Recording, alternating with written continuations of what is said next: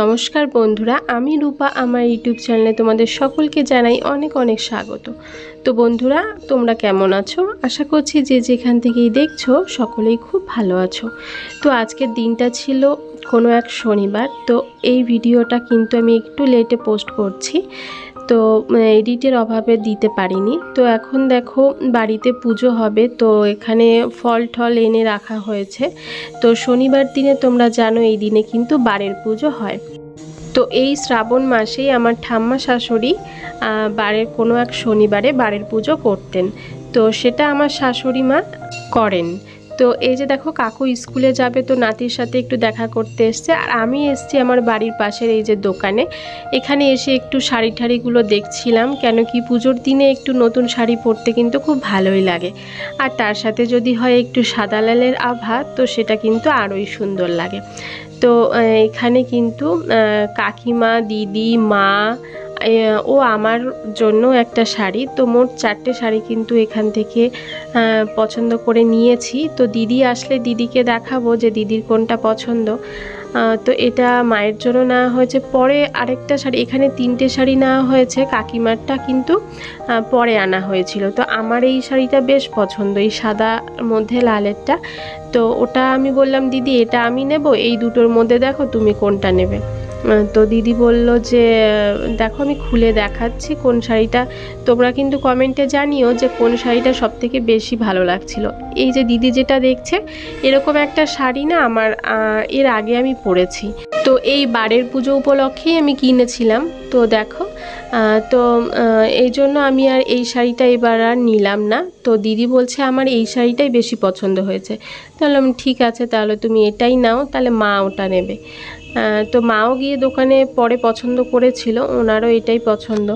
শাড়িগুলো কিন্তু বেশ ভালো লাগে পুজোর দিনে পরলে।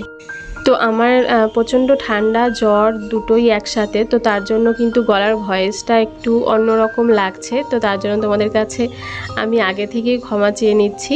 তো আজ পুজো উপলক্ষেই কিন্তু দিদি সকালেই এসছে। আর হচ্ছে কাকিমা বা আমার সব মানে মামা শ্বশুরবাড়ি, কাকা শ্বশুরবাড়ির সব পাড়াতেই রয়েছে। তো সবাই আর কি একটু পরেই আসবে। এই পুজো আমাদের আর কি দুপুর 1টা থেকে শুরু হয়েছিল। আর এখানে দেখো ফলগুলো নিয়ে আমি বসে গেছি কাটতে। তো প্রথমে আমি শুরু করেছি, পরে দিদি এসে কেটেছে, কাকিমাও এসে কেটেছে, সবাই হাতে হাতে করে তাড়াতাড়ি হয়ে গেছে সব কিছু। আর হচ্ছে ফল কাটতে কিন্তু বেশ ভালোই লাগে। আর হাতে খুব কম সময় ছিল, মানে ঠাকুরমশাইকে আসতে বলেছি 1টায়, আর এই ঠাকুরমশাই একদম কারেক্ট টাইমে ঢুকে যায়। তো আমরা মানে 1টার আগেই 1:45টার মধ্যে কিন্তু উনি ঢুকে গেছে। তো সেই জন্য একটু মানে সবটা গুছিয়ে উঠতে একটু আমাদের সময় লেগেছিল। তো এটা আমার ননদের মেয়ে, দেখো ও আমার পাশে বসে, ওর হাজার রকমের প্রশ্ন থাকে, মামি এটা কি, মামি ওটা কেন কেন আর কি, ওর কেন প্রশ্নটা অনেক থাকে। তো যাই হোক, এইগুলোই আর কি ওর সাথে আমি একটু গল্প করছিলাম।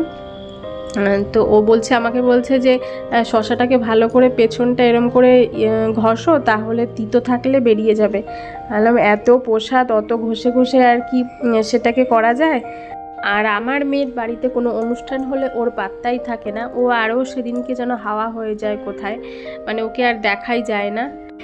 তো এরপরেই চলে এসছে দেখো দিদিও ফল কাটতে বসে গেছে। তো মানে এই ক্যামেরার সামনে ওকে আমি প্রথম এই যে আনলাম। অ্যাকচুয়ালি কি বলো তো, আমি আমার পার্সোনাল লাইফ মানে আমার কাজটাই তোমাদের সাথে শেয়ার করি। আর পরিবারের সবার সামনে এইভাবে ক্যামেরা তো আমার আনা হয় না। তো সেই জন্যই আর কি সবার সাথে নতুন করে পরিচয়। তো দেখো এই যে দুষ্টু তো একদম দুষ্টুমি করতে থাকে। তো এখানে আর কি আমার ননদের ছেলেকে আমি ক্যামেরাটা বলেছি বাবা একটু করো তো ভিডিওটা।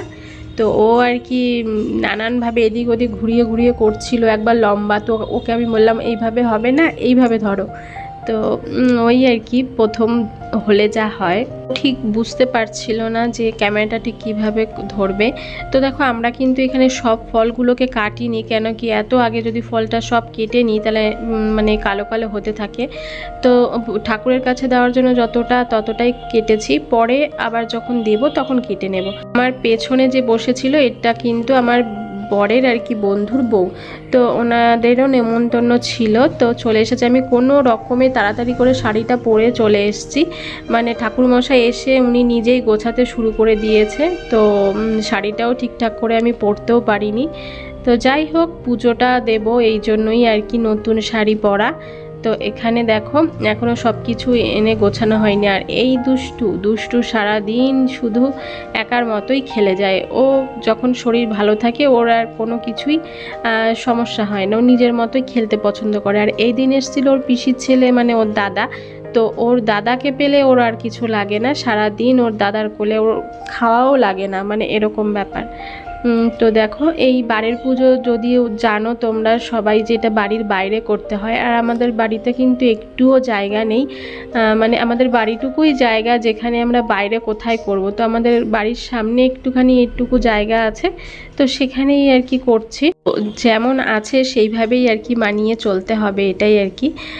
তো এখানে দেখো ঠাকুরমশাই বললেন যে ধূপকাঠি প্রদীপগুলোকে ধরিয়ে দিতে। তো এত পরিমাণে এখানে হাওয়া মানে দিচ্ছিল, তাঁবু নিচ দিয়ে মানে এত পরিমাণে হাওয়া আসছিল, তো প্রদীপটা ও ধূপকাঠিটা কিন্তু মানে জ্বালানোর মতো পরিস্থিতি এখানে হচ্ছিল না। তো যাই হোক, আমি মানে চারিদিক দিয়ে আটকে দিয়ে প্রদীপটাকে জ্বালানোর চেষ্টা করছিলাম। আর এখানে মানে যাদেরকে বলা হয়েছিল সবাই কিন্তু এখানে প্রসাদ পাঠিয়েছিল দেওয়ার জন্য, যেমন মামাবাড়ি, কাকুর বাড়ি, আরও পাড়া প্রতিবেশী যারা রয়েছে। তো এই আর কি সবার প্রসাদগুলো এইভাবে খুলে খুলে দিচ্ছিলাম। তো এরকম বাড়ির পুজো কিন্তু তোমরা অবশ্যই একটা করবে, তাহলে তোমাদের মানে যত রকম সমস্যা তোমাদের কিন্তু সেগুলো সুন্দরভাবে মানে কেটে যাবে সেগুলো। মানে বাড়ির পুজো দেওয়া মানেই কিন্তু আমরা এটাই মনে করে থাকি। তো দেখো আমরা এখানে পুজো দিতে বসে গেছি। তো এখানে সবাই, যে মা কাকিমা সবাই কিন্তু এখানে বসে গেছি, দেখতে পাচ্ছ। উপোস থাকার পরে আর তোমাদের সাথে যে প্রসাদগুলো আমি মানে দিয়েছি সেগুলোর ভিডিওটা আমার আর করা হয়নি, কেন কি এই পুজোর হাতে কিন্তু ঘরের ভেতরে ঢুকতে হয় না, তোমরা জানো। তো সেই জন্যই আর কি কাউকে বলতেও পারিনি, কেউ আমার কাছেও ছিল না যে ফোনটা এনে দেবে। তো যাই হোক, মানে যেই অবধি আমি আর কি পুজোটা রাখতে পেরেছি। তো তারপরে কিন্তু প্রসাদ দেওয়ার পরে আবার চলে গেছিলাম কিন্তু আমি তোমাদের দাদাভাইকে নিয়ে পিসের দোকানে। তো যেহেতু আমাদের পুজোটা তাড়াতাড়ি হয়ে গেছিলো, প্রসাদটাও কিন্তু তাড়াতাড়ি দেওয়া হয়ে গিয়েছিল। এবার তারপরে ওখানে গিয়ে দেখো আমি মানে নাইটির পিসগুলো দেখছিলাম। এগুলো কিন্তু 130 টাকা থেকে স্টার্টিং প্রাইস ছিল। মানে বিভিন্ন ধরনের কাপড় রয়েছে, যেমন কোয়ালিটি তার উপরে দাম। তো 130, 40, কোনোটা 60 ঝুলের থাকে, সেগুলোর দাম বেশি থাকে। তো এটা কিন্তু মানে তোমাদের আমি এর উপরে একটা ভিডিও করে দিয়েছি যে কোথায় গেলে তোমরা পিস পাবে, মাল তুলে কিভাবে ব্যবসা করবে। তো তোমরা যারা এখনও ভিডিওটি দেখোনি তারা গিয়ে কিন্তু চাইলে আমার চ্যানেলে গিয়ে দেখে নিতে পারো। তো দেখো এই যে পিসগুলো কিন্তু এখানে কিন্তু নানা রকম ভ্যারাইটিস পিস থাকবে, সেখানে তোমরা গিয়ে পছন্দ করে নিতে পারবে।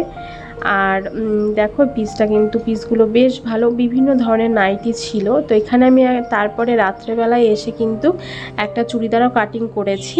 তো চুড়িদারটা দেখো 4 ভাঁজ করে নিয়েছিলাম। এরপরে ঝুল যা আছে তার সাথে 1 ইঞ্চি যোগ করব। আর এখানে পুটে আমি গলাটা কাটবো কিন্তু 2.5 ইঞ্চিতে, আর তারপরে নিয়ে নেব 3 ইঞ্চি। মোট আমরা 5.5 ইঞ্চি নিয়েছি। আর তার থেকে বেশি হাফ ইঞ্চিতে মানে 6 ইঞ্চিতে আমরা এই যে আরমোলের জন্য এখানে দাগ দিয়ে দিলাম। আর তারপরে এই বরাবর কিন্তু আমরা এখানে ছাতি যা আছে তাকে 4 ভাগ করব আর 1.5 ইঞ্চি এক্সট্রা নেব।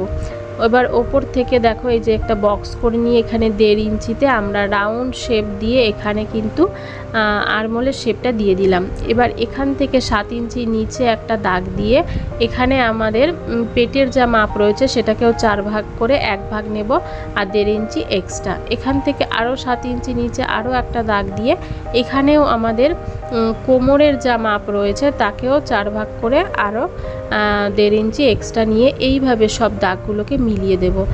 নিচে সোজা করে দাগ টেনে নেব। তারপর আমরা গলার লম্বা নিয়ে নেব 5 ইঞ্চি, আর এখানেও 2.5 ইঞ্চিতে দাগ দিয়ে একটা বক্স করে নেব। তারপরে কিন্তু এখানে চৌকা বা যা তোমরা দিতে চাও সেই শেপটা দিয়ে দেবে। আমি এখানে গোল গলা করছি, সামনে পিছনে কিন্তু প্রথমে 5 ইঞ্চি রেখে পরে আমি পেছনের গলাটা আর একটু ডিপ করে নেব। তো এখানে আমি কিন্তু কাটিংটা করে নিচ্ছি। তো চুড়িদার কিভাবে কাটিং করবে এটার একটা ডিটেলস ভিডিও কিন্তু আমি তোমাদের দিয়েছি, তোমরা চাইলে কিন্তু আমার চ্যানেলে গিয়ে দেখে নিতে পারো। তো দেখো এখানে হয়ে গেছে, গলাটাও আমরা এখানে কেটে নিচ্ছি। তো পুরো ভিডিওটা তোমাদের কেমন লাগলো অবশ্যই কিন্তু কমেন্ট বক্সে জানিও, আর ভালো লেগে থাকলে অবশ্যই আমার চ্যানেলটিকে লাইক কমেন্ট সাবস্ক্রাইব করে প্লিজ আমার পাশে থেকো। দেখা হচ্ছে পরের ভিডিওতে, আজকের মতো এখানেই। ভালো থেকো বন্ধুরা, টাটা।